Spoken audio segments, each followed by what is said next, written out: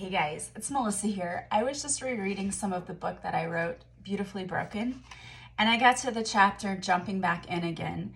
This is chapter 14 in my book, and I talk about what a daunting task it can be to get back out there and start dating again after a divorce. In fact, it can cause so much anxiety. But I thought it was really funny, but there's some really good advice in here too. I love using humor in my books because I think it's so healing. But the first thing I talk about before you actually jump back into the dating game is easing the anxieties. You know, your fears are not irrational because we tend to put armor around our hearts once we've been hurt. So it's natural that you may be feeling scared or anxious, but you can overcome this. The first thing you need to do is to get rid of that armor. God wants us to experience so much love in our life, and when your ego steps in, it's just telling you lies. It's talking about all the things that could never happen, like you might get murdered and end up on a Dateline special. I mean, you're not that girl. You're smarter than that. We need to just remember to relax and to have fun with it. Decide what you want before you jump back in. I love the beginning of this chapter because when I first got divorced, dating seemed like something that I would never want to do again. It was such a daunting task. And I talk about it in my book. I say, I likened it to jumping out of an airplane without a parachute, except even that isn't as frightening. The thought of having to get back out there and date made me feel anxiety like I had never experienced before. My friends and family insisted that I had to go back out there again. I could tell that they thought I was going to end up being the crazy cat lady, except I didn't have any cats, which made it even more pathetic. You have to get back on that horse, they would say. Well, what the hell does that even mean? I didn't want a horse, I wanted a man. On second thought, maybe a horse is easier to deal with. Never mind. I don't think I could fit a horse inside my house.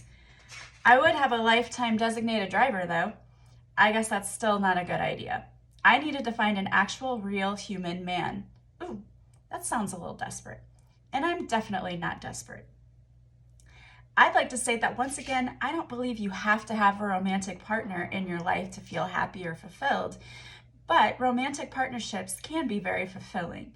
And it's not that I didn't want one. I just put up so much armor around my heart that I didn't truly think it was possible for me to find someone again. Well, I was wrong, and so are you.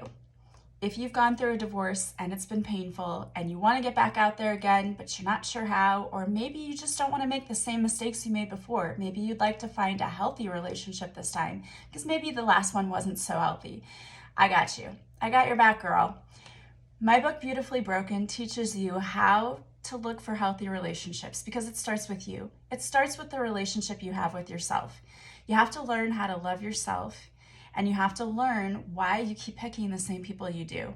And I hope to shed a little insight for that in my book for you. And also I hope to make you laugh a little bit because, man, life is way too serious. In my book, Beautifully Broken, I share my story so that hopefully you know you're not alone.